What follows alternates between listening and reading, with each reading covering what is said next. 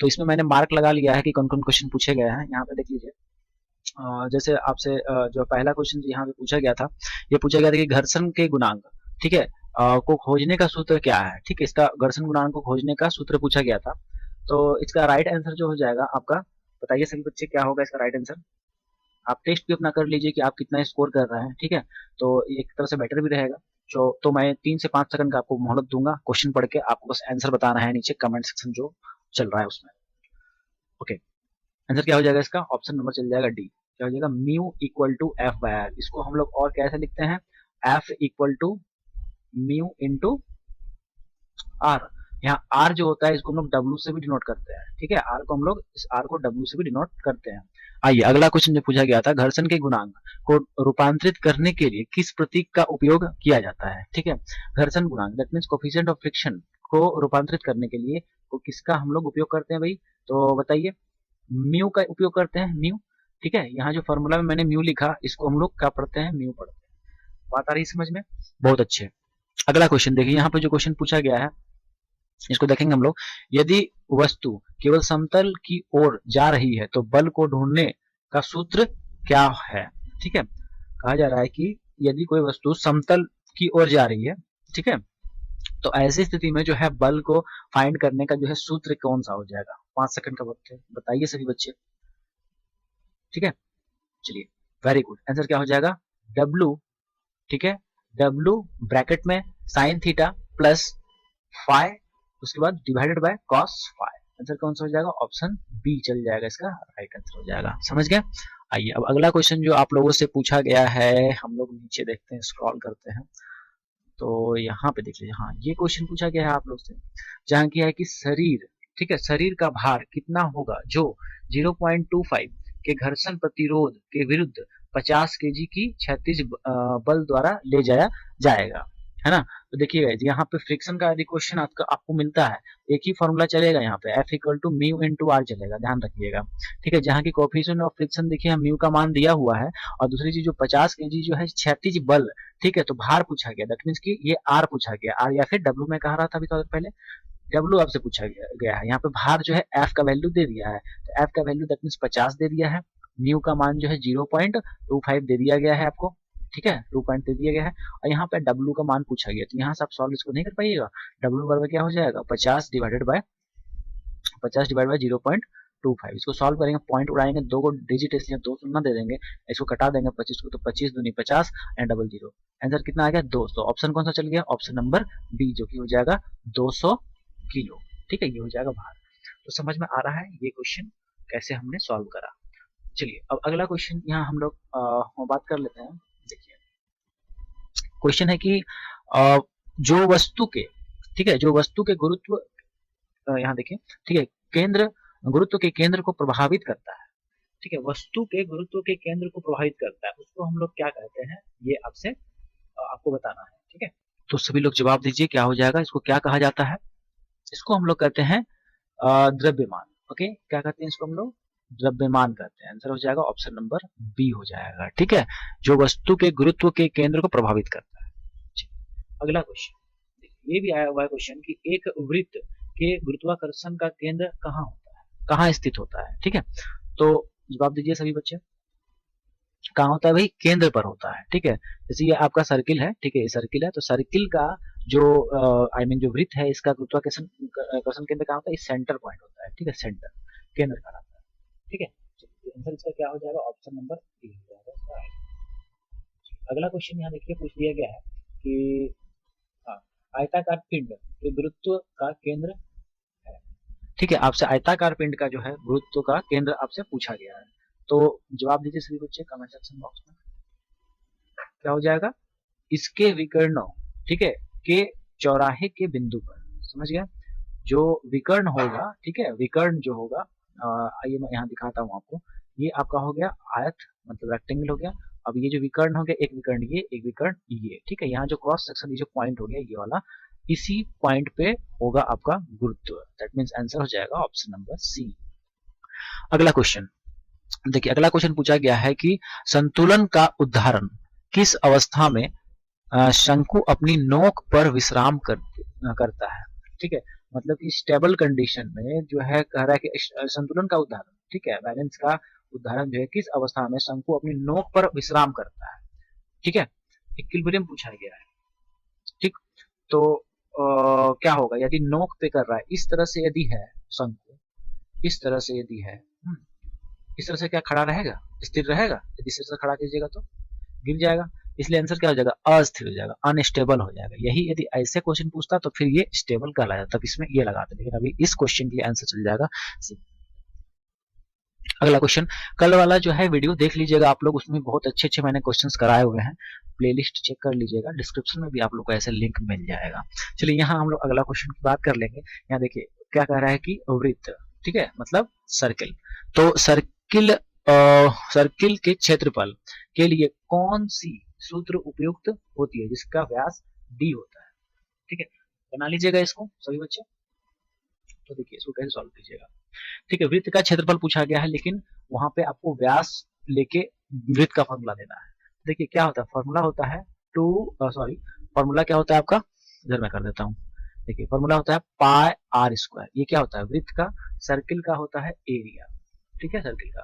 अब यहाँ पे डायमीटर के रेस्पेक्ट में पूछा है तो पाई तो रहने देंगे, लेकिन आर की जगह हम लोग क्या लिख देंगे, d/2 का स्क्वायर। कैसे हुआ, क्योंकि आर बराबर क्या होता है, आर बराबर होता है d/2 होता है, ठीक है। जो व्यास हमारा होता है, व्यास का आधा होता है त्रिज्या, इसलिए त्रिज्या की जगह लिखते हैं हम लोग व्यास बटा 2। इसको सॉल्व कीजिएगा तो हो जाएगा पाई, डी का स्क्वायर कितना हो जाएगा, डी स्क्वायर, और यहाँ पे 2 का स्क्वायर कितना हो जाएगा, 4 हो जाएगा। आंसर क्या हो गया, pi D square by 4, option number A चल जाएगा, यही आपका आंसर भी हो जाएगा, ठीक है। आइए अगला क्वेश्चन कह रहा है, देखिए ये क्वेश्चन भी मैंने कराए थे और ये क्वेश्चन रिपीट हो गए हैं, तो मुझे तो 4 तारीख का मैं जब डिटेल्स बता रहा हूँ कि ये क्वेश्चन आया था, मुझे तो ये क्वेश्चंस लेने पड़ेंगे इस वजह से, नहीं तो न्यू क्वेश्चंस में ले लेता। देखिए चक्र का सबसे बड़ा चाप क्या होता है, ठीक है, आपको बताना है कि जो जो आपका जो चक्र होता है, सर्किल होता है, इसका सबसे बड़ा जो चाप होता है कौन सा होता है, सबसे बड़ा जो चाप होता है वो डायमीटर होता है, व्यास होता है, जो कि केंद्र से होता हुआ गुजरता है। तो ऑप्शन कौन सा हो जाएगा, ऑप्शन इज योर बी, व्यास हो जाएगा आंसर, ठीक है। आइए अगला क्वेश्चन हम लोग देख लेते हैं। अगला क्वेश्चन क्या पूछा गया है, यहाँ देख लीजिए, क्वेश्चन है एक व्यास का ही यहाँ पे प्रश्न पूछा गया है। क्या है कि यदि व्यास 12 सेंटीमीटर है और कोण कितना है, 60 डिग्री है, तो इसका क्षेत्रफल बताना है आपको। देखिए सिंपल, इसको सॉल्व कर लीजिएगा, आंसर आपका आराम से आ जाएगा। क्या करना है आपको, व्यास दिया हुआ दैट मीन्स कि आप डायमीटर दिया है कितना, 12 सेंटीमीटर दिया है, कोई दिक्कत नहीं है। कोण दैट मीन्स कि आपका जो थीटा दिया हुआ है कितना दिया है, 60 डिग्री दिया हुआ है। आपको क्षेत्रफल पूछा गया है कि सिर्फ उतना का क्षेत्रफल बताइए, दैट मीन्स ये इस तरह का सर्किल होगा, ठीक है, ये सर्किल, ये पूरा इस तरह से सर्किल होगा, और एक बस आपसे 60 डिग्री इतना का वैल्यू पूछा है कि ये पूरे का एरिया बताइए कितना हो रहा है। तो कैसे कीजिएगा, तो पूरा का सर्किल जो होता है, वृत्त का जो क्षेत्रफल होता है क्या होता है, पाई आर स्क्वायर होता है, हाँ या ना, ठीक है। लेकिन आपको बस एक इतना वृत्त खंड चाहिए, तो क्या हो जाएगा, थीटा बटा 360 कर दीजिए, ठीक है, सॉल्व कर लीजिए। यहाँ पे डी का मान 12 है, तो यहाँ से आर का मान कितना हो जाएगा भाई, आर का मान हो जाएगा 12/2, दैट मीन्स कि 6 हो जाएगा, ठीक है, क्योंकि त्रिज्या जो होगा व्यास का आधा होगा। यहाँ पे हम लोग वैल्यू रख लेंगे 22/7, पाई का मान हमने रख दिया। आर का मान जो है यहाँ पे आपको रख देना होगा 6, जो कि मैंने भी निकाला है, 12/2 कर दिया तो 6 आ गया। 6 गुना 6 इसलिए क्योंकि यहाँ स्क्वायर है इसलिए। उसके बाद थीटा का मान कर दिया यहाँ पे 60, और जो है यहाँ पे 360 तो हो गई। इसको जब सॉल्व कीजिएगा तो यहाँ से 0 से 0 कट जाएगा, 6 4 के 36, 6 बार में कट जाएगा, एक 6 से ये 6 एक कट जाएगा, ठीक है। अब आपका कितना रह गया यहाँ पे, 22 गुना 6 भागा 7। इसको सॉल्व करेंगे हम तो 22 गुना 6 भागा 7, इतना को टर्म को आप सॉल्व कीजिएगा तो आपका आंसर जो है आ जाएगा ये 18.84 centimetre square. Option number D is your right answer. चलिए अगला क्वेश्चन। इस तरह से क्वेश्चन हम लोग अटेम्प्ट लेते हैं और सॉल्व करते हैं, ठीक है, वेरी गुड। अब यहाँ पे देखिए वृत्त की त्रिज्या क्या है, यदि उसका परिधि कितना है, 440 दिया हुआ यदि है तो यहाँ पे देख लीजिए वृत्त की त्रिज्या पूछी गई है। परिधि देखिए, तो परिधि क्या होता है, 2 पाई आर होता है परिधि। परिधि का मान कितना है, 440 है। यहाँ से आप लोग को क्या निकालना है, आर निकालना, त्रिज्या निकालना है। तो 440 डिवाइडेड बाय क्या हो जाएगा, 2 पाई नीचे आ जाएगा तो नीचे रख दिए 2, और पाई का मान क्या हो जाएगा 22/7। तो 7 जो नीचे होगा इसको हम लोग ऊपर लिख देते हैं, ऊपर चल जाएगा अगले स्टेप में, ये कट जाएगा यहाँ से 22 गुना, मतलब कि 2 बार में कट गया 44 हो गया, और फिर एक जीरो इसका हम लोग रख दिए। तो ये 2 से ये कट जाएगा 10 में, ठीक है, कितना आ गया आंसर 10 गुना 7, दैट मीन्स कि 70 सेंटीमीटर ये योर आंसर। और ये है आपका ऑप्शन नंबर बी। ठीक है, ऑप्शन नंबर बी जो हो जाएगा इसका सही आंसर। चलिए, कोई दिक्कत नहीं है। आइए अब अगला हम लोग जो है यहाँ पे सॉल्व करते हैं। ये क्वेश्चन देखिए यहाँ पे पूछा गया है, और ये यहाँ पे थोड़ा सा मैं इंक चेंज कर लेता हूँ। देखिए क्या है कि आपका 5 ए की पावर 2 है इंटू बी, और गुना कितना है 8 की पावर 5 और बी क्यूब है ना। तो इसका कैसे होगा, पहले तो हम लोग डिजिट्स जो है उसको मल्टीप्लाई करते हैं। कल वाले क्लास में भी आप लोग को बताए थे, बट ये क्वेश्चन फिर से रिपीट हो गया है। मैं आपको कह ही रहा था कि रिपीट होता है क्वेश्चन। तो 8 5 जा कितना हो जाएगा 40, और यहाँ ए का, और यहाँ 8 टू पावर 2 है, यहाँ 8 टू पावर 5 है, दोनों मल्टीप्लीकेशन में है। जो दोनों का आधार क्या है सेम है, दैट मीन्स ए है, तो ए तो यहाँ रह जाएगा, और ये जो मल्टीप्लीकेशन है दोनों जुड़ जाएगा, तो 2 और 5 कितना हो जाएगा 7 हो जाएगा। उस तरह से बी जो है यहाँ पे, बी का पावर कितना है 1 है, यहाँ कितना है 3 है, तो एक यहाँ का 1 यहाँ का 3 कितना आ जाएगा 4 आ जाएगा। आंसर क्या हो जाएगा, ये वाला आपका आंसर हो जाएगा 40 ए की पावर 7 बी की पावर 4, ऑप्शन नंबर ए, यही आपका राइट आंसर चल जाएगा। समझ गए। आइए अगला क्वेश्चन यहाँ पे हम लोग बात करेंगे। यहाँ पे बोला गया है कि ए की पावर m गुना ए की पावर n का मान क्या होगा। सिंपल है, यहाँ पे जब मैं आपको बताया अभी कि यदि जो बेस है, जो आधार यदि कॉमन हो जाए, यदि सेम हो जाए, ठीक है, तो ऊपर का जो पावर होता है मल्टीप्लीकेशन में क्या होता है, ये ऊपर वाला जो पावर है m और n क्या हो जाएगा जुड़ जाएंगे, तो यहाँ ए टू द पावर क्या हो जाएगा m, ठीक है, अब प्लस n, यही आपका आंसर हो जाएगा, जो कि ऑप्शन नंबर ए है राइट। ठीक है, उस तरह से ये क्वेश्चन जैसे देख लीजिए, यहाँ पे देखिए बेस यहाँ भी क्या है, दोनों का सेम है, ए सेम है, और जो पावर है कितना m है, यहाँ n है, तो दोनों क्या करेंगे माइनस हो जाएगा अभी, तो a की पावर क्या हो जाएगा m माइनस n हो जाएगा इसका आंसर। ठीक है, तो ऐसे केस में इसका आंसर क्या बन जाता है, ऑप्शन नंबर यहाँ बी बन जाता। हालांकि क्वेश्चन आया नहीं था, लेकिन अगले पेज में क्वेश्चन आ ही जाएगा। ठीक है, यहाँ पे आप लोग जो है ए प्लस बी का होल स्क्वायर देख लीजिएगा, क्वेश्चन आता है कौन सा लग जाएगा, A square plus 2ab plus B square, option number A. उसी तरह से ए माइनस बी का होल स्क्वायर क्या हो जाएगा, A square minus 2ab plus B square, option number A इसका भी राइट आंसर हो जाएगा। चलिए अगला क्वेश्चन जो पूछा गया है 625 की पावर 0। मैं कल आपको बताया था किसी भी संख्या का, किसी भी संख्या, किसी भी अल्फाबेट, किसी भी नाम, किसी भी चीज के ऊपर जीरो को रख दीजिए, उसका मान आ जाता है 1 ही आ जाएगा। ठीक है, लाइक मैं आपको कल बोला भी था कि राम के माथे पे हम जीरो लगा देंगे, क्या हो जाएगा बन जाएगा 1 बन जाएगा। हम यदि यहाँ पे एक्स वाई जेड का पावर जीरो कर देंगे, क्या हो जाएगा 1 हो जाएगा। मतलब कुछ भी चीज के ऊपर जीरो मतलब मान हो जाएगा 1, आंसर यहाँ चल गया ऑप्शन नंबर बी। ओके, अगला क्वेश्चन देखिए, यहाँ पे पूछा गया है 1 डिवाइडेड बाय ए माइनस 5 का मान पूछा गया है। तो गाइस देखिए यहाँ पे जब हम लोग नेगेटिव, इस नेगेटिव को जब हटाते हैं तो क्या कर देते हैं, ए की पावर प्लस 5 कर देंगे।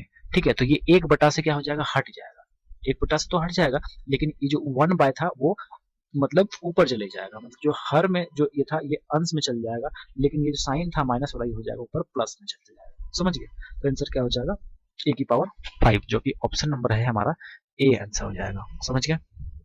ये अगला क्वेश्चन यहाँ पे उस तरह का है, यहाँ हम सॉल्व करेंगे 12x क्यूब और वाई स्क्वायर डिवाइडेड बाय हो गया 4x स्क्वायर वाई। सॉल्व कीजिएगा तो 4 3 12 3 से ये गया।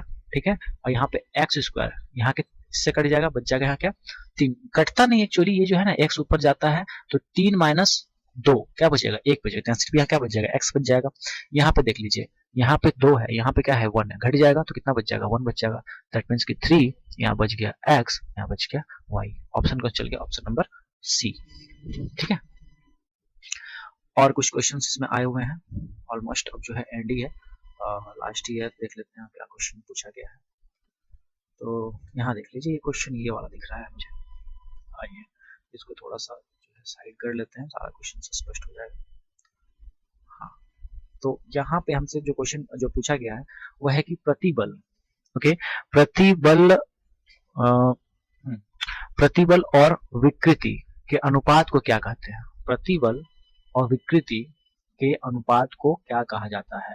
सो क्या कहते हैं हम लोग, यंग मापन, मतलब कि यंग्स मॉडुलस इसको कहा जाता है। ठीक है, यंग्स मॉडुलस, प्रतिबल और विकृति के अनुपात को हम लोग यंग्स मॉडुलस कहते हैं।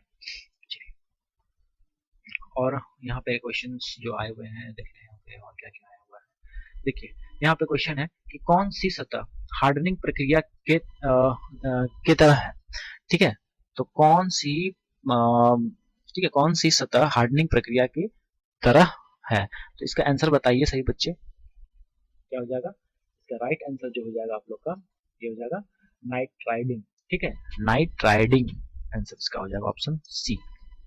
चलिए अब अगला क्वेश्चन यहाँ से जो आया हुआ है, देखिए ये दिया हुआ है, ठीक है, जैसे कि यहाँ क्वेश्चन देख लीजिए, फॉर्मूला पूछा गया है आपसे, चक्रवृद्धि ब्याज का सूत्र क्या है यदि ब्याज वार्षिक संयोजित हो, ठीक है, इसका तो इसका आंसर उत्तर बताइए क्या हो जाएगा, देख लीजिए इसका जो आंसर होगा आप लोग का ये हो जाएगा, ठीक है, ऑप्शन नंबर सी हो जाएगा, जहाँ की देख लीजिए क्या होता है हमारा जो सी आई होता है, ठीक है, कंपाउंड इंटरेस्ट जो होता है वो क्या होता है ए माइनस पी होता है, ठीक है, ए माइनस पी, और यहाँ पे अमाउंट का जो फॉर्मूला होता है वो होता है पी ब्रैकेट में 1 plus R divide by 100 to the power N, जहाँ की एन क्या है समय है, आर क्या है दर है मतलब रेट है, पी क्या है मूलधन मतलब प्रिंसिपल है, ए क्या है मिश्र धन है दैट मीन्स की अमाउंट है, और फिर सी आई क्या है चक्रवृद्धि ब्याज है। कुछ समझ में आ गया, ऑप्शन सी चले जाएगा। इस तरह से एस आई का भी आपसे पूछा जा सकता है, तो एस आई का क्या हो जाएगा पी आर टी, साधारण ब्याज का फॉर्मूला क्या हो जाएगा P R T divided by 100, ठीक है, P R T divide by 100, option number चल जाएगा आपका ए चल जाएगा। चलिए अब यहाँ पे कुछ क्वेश्चन हम लोग देख लेते हैं, देखिए यहाँ पे और नीचे भी कुछ पूछा गया था, हाँ ठीक है, यहाँ देखिए क्वेश्चन है कि देखिए इंजीनियरिंग ड्राइंग का क्या उपयोग है, ठीक है, इंजीनियरिंग ड्राइंग का उपयोग पूछा गया, बताइए सभी बच्चे। चलिए देखते हैं हम लोग, इसका आंसर हो जाएगा ऑप्शन नंबर ए। क्या होता है भाई इंजीनियरिंग ड्राइंग का उपयोग, सामग्री और कार्य के निष्पादन का आंकलन करने के लिए, ठीक है, तो यहाँ पे जो इंजीनियरिंग ड्राइंग होता है उसका हम लोग उपयोग क्या करते हैं estimation of material and execution of work, ठीक है, एस्टिमेट पता करने के लिए कितना खर्च आएगा इस काम कोई काम को करने के लिए, उसका आंकलन करने के लिए, ठीक है, और इसको एग्जीक्यूट करने के लिए, उसको खत्म करने के लिए, उस काम को मतलब एंड करने के लिए हम लोग इंजीनियरिंग ड्राइंग का इस्तेमाल कर लेते हैं, आई मीन करते हैं, ठीक है। अगला क्वेश्चन देखिए यहाँ पे कह रहा है कि कच्चे लोहे में कौन सी अशुद्धता इसे कठोर और भंगुर बनाती है, मतलब जो कच्चा लोहा होता है उसमें कोई अशुद्धता मिलाया जाता है जिससे कि वो कठोर और भंगुर हो जाता है, क्या कहते हैं उसको हम लोग, कौन सा अशुद्धता मिलाते हैं सल्फर को, ठीक है, सल्फर, ऑप्शन नंबर जो हो गया बी, सल्फर का एटॉमिक नंबर कितना होता है 16, है ना। चलिए अगला क्वेश्चन यहाँ पे हम लोग देखेंगे, एक क्वेश्चन है यहाँ पे, हाँ ठीक है, देखिए बहुत ही मतलब सिंपल क्वेश्चन का ये, बहुत हाई स्टैंडर्ड का क्वेश्चन है नहीं,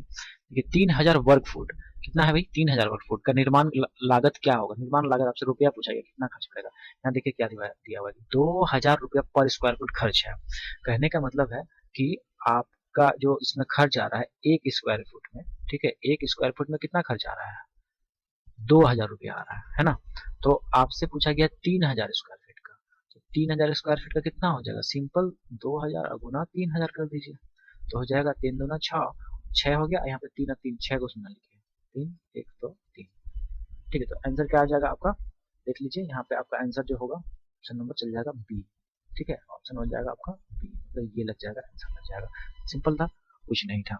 तो यहाँ गाइज ये जो है हमारा क्वेश्चन सारा जो है समाप्त होता है, और आज का जो सेशन था यहीं पे हम लोग क्लोज करेंगे।